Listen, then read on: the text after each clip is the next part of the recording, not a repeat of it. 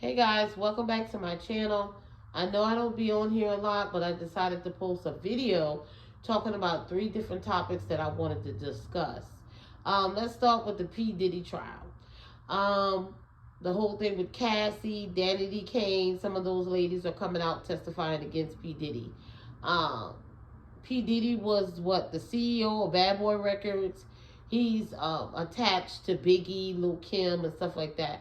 From back in the day, everybody knows that P. Diddy don't give a damn about nobody but himself. He didn't give a damn about Biggie. He didn't give a damn about Lil Kim. He was a hustler. That's the thing about P. Diddy. He's a hustler. But he thinks he's smart, but I think that he outsmarted himself. I believe he manipulates women. He used people to get what he wants. I believe he has a nasty attitude, very abusive. Enjoy putting his hands on women that don't defend themselves. And I believe he's cocky and think that he's all that. And he's above the law. He's a horrible person. But this whole thing, this whole relationship with him and Cassie, in my opinion, this is my opinion. I believe in the beginning, Cassie was not no victim. Maybe in the end, she became a victim through domestic violence and getting beat and tossed all over the place and kicked and abused and stuff like that. But in the beginning, I do not believe that Cassie was a victim. I believe she was a willing participant. Cassie knew exactly what was going on. I know that when you're 18, 19 years old, you're really naive. You are really naive. But a lot of times, you know right from wrong. You know when you're doing something you ain't got no business doing. And Cassie knew what she was doing. Okay? And I do not believe that Diddy was forcing her to do all of that. I believe she enjoyed it. I believe she enjoyed the money. I believe she enjoyed the attention, the perks. I believe she was in love with P. Diddy and she wanted to please him. And so she wanted to please herself also, so she did whatever she wanted to do. Now there's some women that no matter how much money you got, they're not doing all what Cassie was doing. To have people, urinate and stuff and around you or on you and stuff like that, that's going too far. I don't know who. Most 304s ain't doing that. So I don't know what the hell was going on with, Cassie. But he was, buying Cassie. He was paying for her lifestyle. Cassie didn't really have no real job. She was a singer. I think she had one song that was a hit. And after that, she pretty much became P. Diddy's down-ass bitch. Basically, he used her as a sex toy, and she went along with whatever he said. Let me tell you something about men. Men are only going to do what you allow them to do. Now, if you allowing them to do all that with you and do them freak offs and stuff like that, of course he's going to keep doing it. He see how far you going. And I don't really believe Diddy had any respect for Cassie, because if he did, he would not be putting Cassie through what he was putting her through. I mean, who in the world would be going through a freak off for 4 days? You're out of your damn mind. So you can tell that she was abusing drugs right along with Diddy. They probably both enjoyed using drugs. And they would get high up on these drugs and go for days and days. But Cassie knew exactly what was going on. You can tell by some of the text messages and some of the things that she was doing. She was a willing participant. She was one of these multiracial women, because she's not black. In my opinion, she's not. She's mixed up with Asian. I think she's a Hispanic, a Mexican, mixed up with dad, mixed up with a little bit of black, and I think she got a little bit of white in her. She's a multiracial woman. She's not a fully black woman. So, and she's one of those, the preference. She felt like she was the preference, and she was young and sexy and beautiful, and she wanted to manipulate Diddy too. I believe she wanted Diddy in the beginning for his money, for his privilege and everything he had. Cassie was in a relationship with another guy. I think they said his name was Ryan Leslie. He was an older guy. He was like 10 years older than her when she was 18. So she was dating an older guy before she cheated on that guy Ryan with P. Diddy. And, looking at the trial, not looking at the trial because we can't see it, but listening to the people that reported on the trial, She was also still dealing with P. Diddy or talking to P. Diddy with her now husband, Alex Fine. And to be quite honest, she makes him look like a fool. Makes him look totally like a beta. I don't know. I understand that people do change, and this is true. Everybody got a past, and people do change, and there are people that has been, had a rough upbringing, had a rough life, and they become, wives and husbands and mothers and fathers, and they change their life. So maybe he's looking at Cassie in that type of, you know, looking at her like that. That Cassie had a bad past, but she changed her life. She's my wife, and she's the mother to my kids. But for her husband to sit up in that trial and listen to all of those things that Diddy was doing to her, Cassie also said in a text message that she was ready to have the big black D in her face. That's how you know she's not non-black. That's how you know she's non-black. That's the same thing that young white girl that Shannon Sharp was caught up with was doing in the text messages, talking about she wanted to have a black baby, a big black baby, and she wanted the big black. Yeah, that's those type of things that these non-black women say. That's how you know they're non-black. So Cassie does not see herself as a black woman. That's why she was saying things like that. So she probably had a little thing going on with Diddy with race, the race play thing.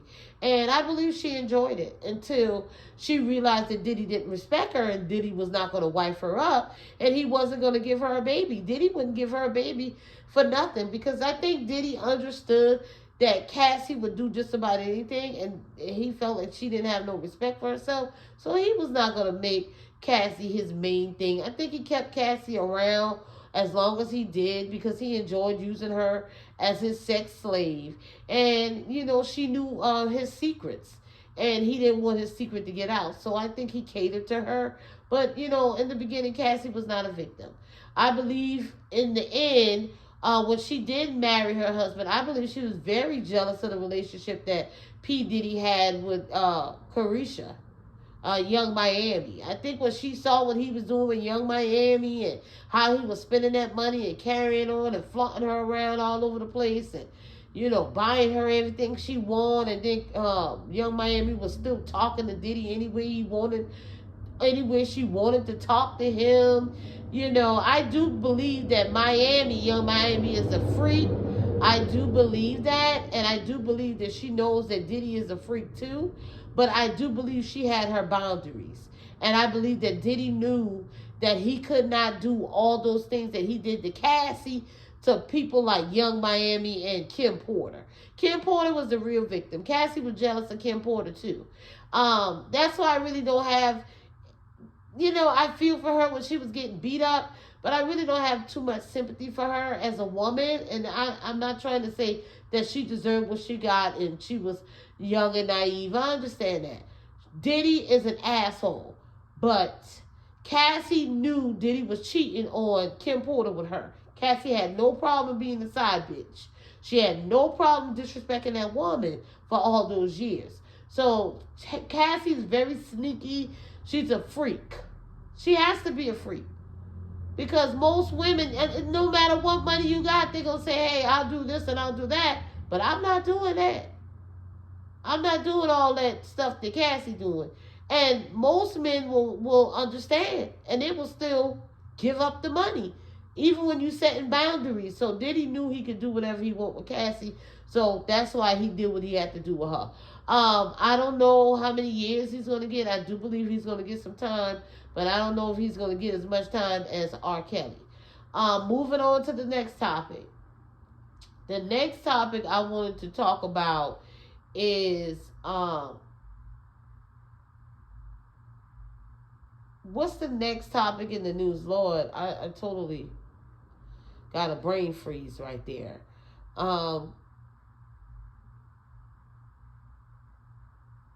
This whole thing going on, I see everybody talking about that prison break in Louisiana. And 10 black males broke out of jail, and now 7 are still on the run and 3 are locked up. I don't understand it. I truly believe that's an inside job. I believe one or two of those black males are the mastermind behind it. It's probably the person that is going to be in jail for life. Those are probably the people that are the master planner when it came to breaking out that jail and getting the help from somebody that's in that jail. I do believe one of those correctional officers helped them, maybe a family member or a friend or something, or somebody that got out of that jail helped them, because I just don't think that those black men are that intelligent to be able to do that. But like they said, it was pretty easy. It looked pretty easy. And to not do a head count for 7 to 8 hours is crazy, because most of those jails and those prisons, I believe they got to do a head count at least every 2 hours. At least. I know when you're dealing with the elderly people or whatever, like if you're working at a senior living place or something like that, I think you have to do rounds on them every 2 hours. So it has to be every hour, every 2 hours, they have to do a head count in those jails and those prisons. So I don't know how in the hell they went 7 to 8 hours and didn't know they were gone. 10 prisoners, 10 inmates, and you didn't know they were gone. And for the 3 that got caught, they're idiots. You had a 7, 8 hour head start. Why would you go anywhere near your neighborhood? Why would you go anywhere near your family members? That's the first place they're going to look. First place they're going to look to pick you up is family and friends. They're probably going to go look at your visitation, the people that's on your visitation list. They're probably going to go through their phone calls that they made in the jail. They're going to go through all of that trying to find out who's connected to you guys. Why in the hell would you go back home? Why in the hell would you be walking the street still dressed like a damn thug? So they deserve to be in the jailhouse. They're stupid. Some of those guys that are on the run or convicted of unaliving people. I know one of them unalived 2 people and used the pow on officers. And he was going to be sentenced in July. So he's probably the ringleader. The ones that have been convicted of unaliving somebody, they're probably the ringleaders. They don't want to go back. And they probably are going to fight when it's time to go back. They're not going to try to go back in there because they have nothing else to do, pretty much. They have nothing to live for. So why not try to stay out of jail? Pretty much. What else I wanted to talk about? I think I already covered that whole situation with the black woman statue. I'm not going to go back over that again because that story has kind of died down right about now. There was something else I wanted to talk about. And I can't remember. I can't remember right now. All of the things that's going on with black women in the news and stuff like that, some of these black women are bringing these things on themselves. If you would stop involving yourself with these dangerous black males and these dangerous people, you would not be putting your life in danger. You would not be putting your kids' lives in danger.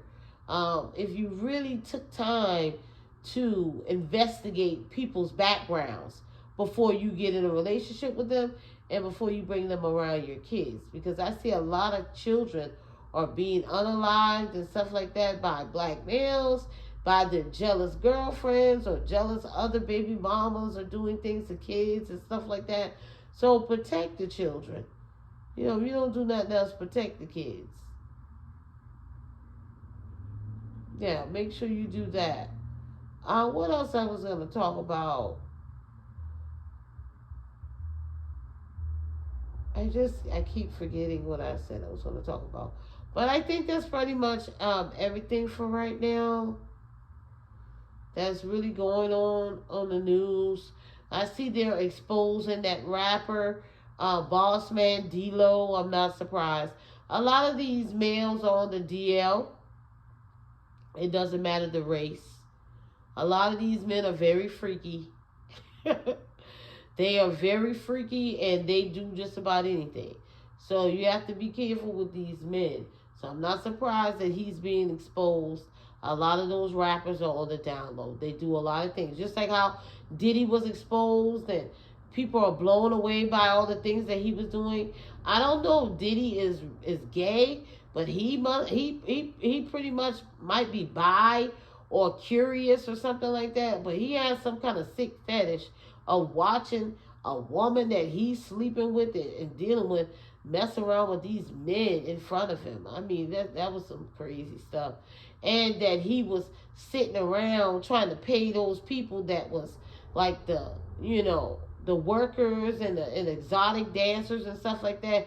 He was basically trying to pay them on the low. Now, once I found out that was Diddy and Cassie, oh no, I would blackmail him.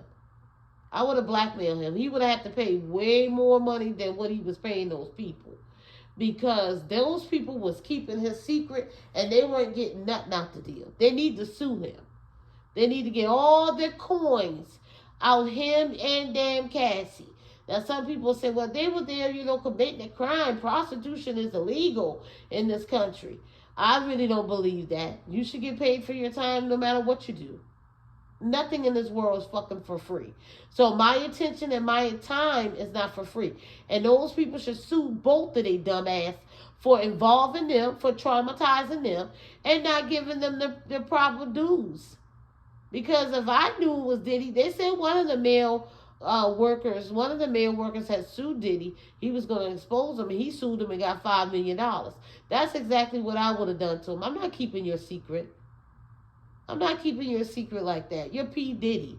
You're supposed to be a billionaire. There's no way I would take chump change from him or that dumbass Cassie, in my opinion. Okay? Now, yeah, that's pretty much about it. That's pretty much about it that I can talk about. And I will catch you guys in the next video because I got to go.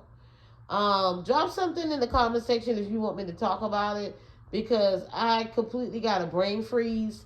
There was something else I really wanted to talk about, but I can't think of it right now.